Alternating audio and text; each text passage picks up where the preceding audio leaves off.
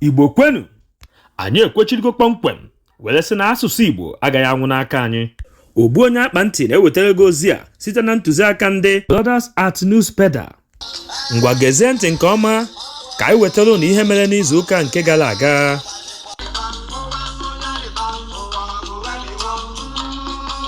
Onye isi ọha na eze ndị Igbo Chief Emmanuel Iweanyanwụ ekwutọọla maka gbuo ajọ agwa a na-akpasa ndị Igbo n'obodo Naịjirịa ma na-agwa ha ka ha gbanwoo omume ọjọọ ndị ahụ niile ma were udo na ịdịkọ n'otu were mebe mbihibe isi, maka na ọ bụrụ na ha gbaa isi akwala ma kwechiri n'ihe ndị ahụ niile ha na-eme ndị Igbo, ị mara na ọgbaghara ga-adịkwa n'oge na-adịghị anya n'ọdịnihu.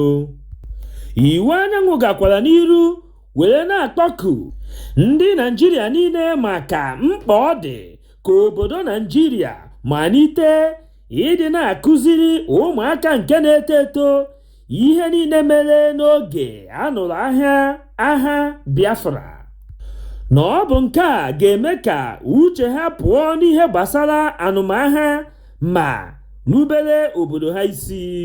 O kwuru sị na obodo Naịjirịa tosiri ịdị na-enye onye ọbụla ugwu nke dịrị ya ma rapụ ịdị na-emeso ndị mmadụ omume gbasara akụkụ ma ọ bụ agbụrụ ha siri wee bịa.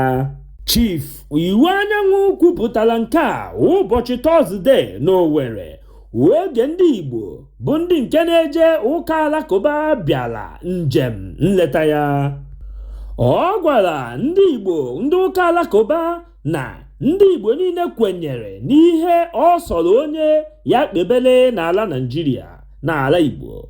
O kwukwara na ndị ụka Kraịst nakwa ndị ụka alakụba na-ekpere ofu Chukwu na onwe ihe nke dị iche n'etiti ha abụọ.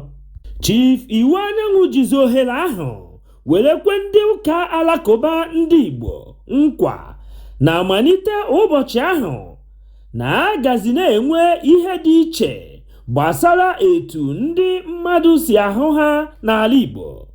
O kwekwara ha nkwa ọzọ na n'oge ugbu a ya bụ onye isi ọhaneze ndị Igbo na ya ga-agba mbọ ịhụ na akwalitere ha n'ime ọchịchị nke ọhaneze, na ọ bụ ezie na ọtụtụ ndị Igbo niile bụ ndị otu ụka Kraịst, mana e nwere ụfọdụ ndị ụka alakụba n'ime ndị Igbo. N'okwu agamniru ya, o kwuru na otu ụka alakụba ya bụ ndị Igbo bụ ndị Muslim bụ ndị ezigbote mmadụ ma na-ahụkwa ndị mmadụ n'anya nke ukwuu, ma sorokwa ali na-akwalite agamnilu na ọdịmma ndị Igbo nakwa udo nke Naịjirịa. N'otu aka ahụ, Iweanyanwụ kwuru ikekwe ọ bụrụ ndị Igbo ndị nke na-ekpe ụka alakụba ga-abụ ndị nke a ga-agbapụta ma ọ bụ napụta ndị Igbo n'ọnọdụ ọjọọ nke ha nọ n'oge ugbu a n'ala Naịjirịa.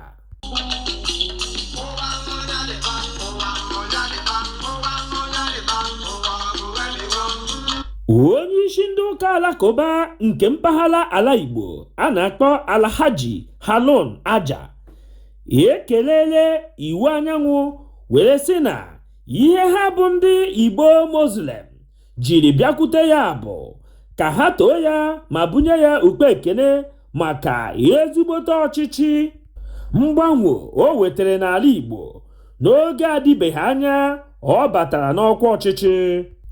Alhaji Aja jizi ohere ahụ were kwupụta mkpagbu ha na-enweta n'ala Igbo n'agbanyeghị na ha onwe ha bụkwazị ndị Igbo. O kwuru na a na-akpagbu ha akpagbu ma na-ezerekwa ha ezere n'ala Igbo niile.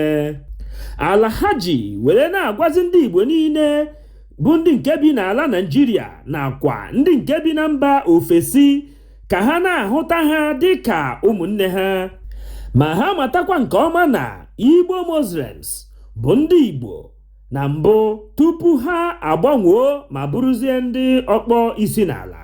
Alhaji Aja kwuru na ihe mgbagwoju anya chere ha nche bụ na ndị Igbo amaghị ihe dị iche n'etiti ụka alakụba nakwa ndị agbụrụ ndị Hausa.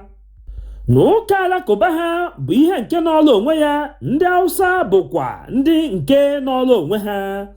Alhaji Aja jizi ohere ahụ were na-akọwapụtala ụnụ na ụka alakụba bụ ụka nke kwụrụ onwe ya dịka ụka udo nakwa nrubeisi n'ebe Chukwu nọ.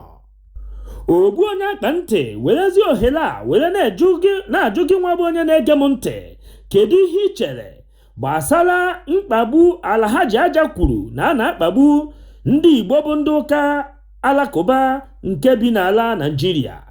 Anyị jikwazi ohere a were na-eme ka ndị Igbo bụ ndị nke na-amaghị ka ha mara na nwere ndị Igbo kwenyesiri ike n'ụka alakụba n'ala Naịjirịa, maka na ụfọdụ ndị Igbo chere na onweghị otu dị otu ahụ n'ala Naịjirịa gbara gburugburu. Onye osote onye isi ụlọ ndị nnọchiteanya a na-akpọ Benjamin Kalu ekwuola na ndị IPOB na-egbu azụmahịa enwere n'ala Igbo niile ka ọ nwụọ pịị. Benjamin bụ onye kwupụtara nke a ụbọchị Fraịde oge ọ na-agwa ndị azụmahịa okwu bụ ndị nke a na-akpọ Nigeria Association of Small and Medium Enterprises. O kwuru sị na ndị mpaghara South East niile na-atụfu ihe nke lụrụ ijeri 13 kwa ụbọchị Mọnde ọbụla ha mere onye apụtakwana n'ezi. Kalu kwuru na ihe nke a bụkwa sọ naanị ego ndị ọkwọ ụgbọala na-atụfu n'ihi onye apụta n'ezi nke a na-eme n'ala Igbo. Benjamin Kanu kọwapụtala onye isi ndị azụmahịa obere a na-akpọ Abdulrashid Yarima. Ọ gwara ya na ọ bụ ndị IPOB bụ ndị nke na-egbu ala Igbo niile nakwa ahịa nke ha na-azụ site na ịmachibido onye apụta n'ezi nke a na-eme kwa ụbọchị Mọnde ọbụla. Nke ndị steeti ndị ọzọ nọ n'ala Naịjirịa esoghị ndị Igbo erube isi onye apụta n'ezi kwa ụbọchị Mọnde.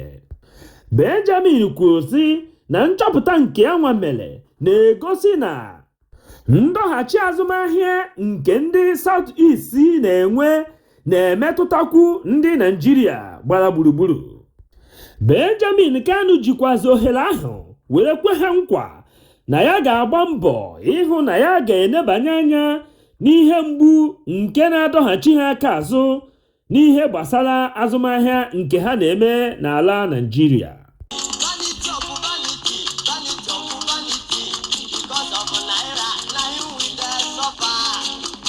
Onye isi ala Tinubu akpọkuola ndị ụlọ ikpe kachasị elu n'ala Naịjirịa ka ha tụfusie akwụkwọ nke Peter Obi gbara ya iji napụ ya ike ọchịchị ọ nara ya n'ike.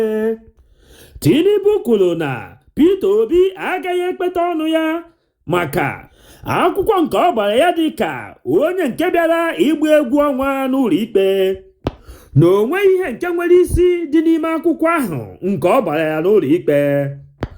O kwuru sị na akwụkwọ nke Peter Obi gbara ya bụ nke ndị mmadụ nkịtị ji aka ha ekpere onwe ha ikpe ma na-ebikwa okwu ma na-amakwa ya onwe ya bụ Tinubu ikpe na ọ bụ sọ naanị n'ihu akwụkwọ nke soshal midia ka ha na-eme ya, mana ihe nke ya onwe ya ma bụ na ndị ụlọ ikpe ma ihe a na-eme ekpeela ma kpebie na ya nwa bụ onye nke nwe mmeri, na ọ bụ ya mere ndị ụlọ ikpe nke tribunal jiri aka ha wee tụfuo akwụkwọ Peter Obi maka na onweghị isi nke o ji enwe ọdụ.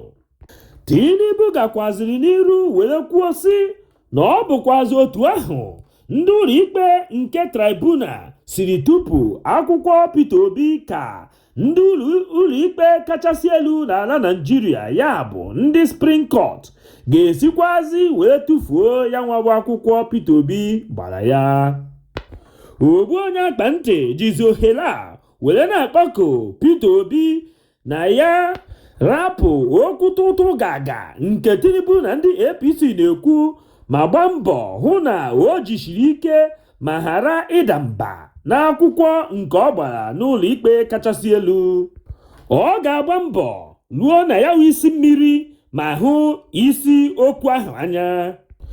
Were na-asịzi ya enwekwana nkahapụ obi, ya gba mbọ chụọ onye wawa aja ka ikpe were ma ndị mmụọ. Ọ ga-aka mma na o mesịrị ihe niile nke iwu kwuru dịka iwu si kwuo ya. Nke ahụ ga-eme ka ndị mba ụwa niile were hụrụ ebedebe a na-egbu n'ụlọ ikpe nke Naịjirịa.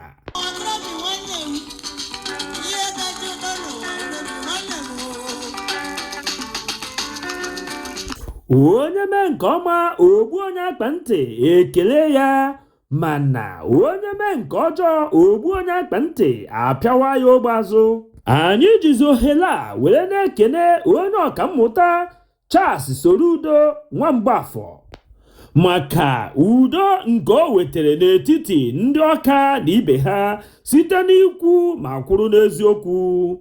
Soludo gwara Chief Austin ndị Igwe na ya wetuo obi gbasara onye nke ga-abụ igwe nke ndị Ọka. O kwupụtara nke a oge ọ gara mmemme amụmụ Chief ndị Igwe n'Ọka. Nwamgbafọ Soludo jizi ohere ahụ were rịọ Chief Austin ka o were nwayọọ ma rapụ igwe Obi Gosin Nwosu ka ọ bụrụ igwe dịka ọ bụ ya bụ onye nke ji ike akwụkwọ nke ndị gọọmenti Anambra nyere ya dịka igwe nke ndị Ọka.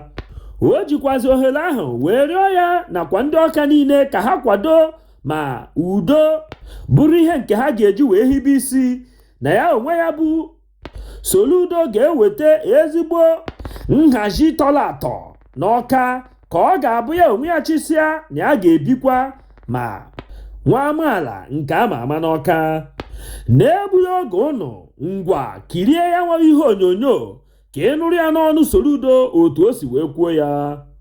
Ama na enwere n'Ọka ọ bụ na ya yes ọ ga na-akwado ibe a agwa m ya nsị ya ọ na-enye m invitation sị ya ama na nwere ibe ị na-eme ebe a as maka na ọ bụla ya na mama abịakwa.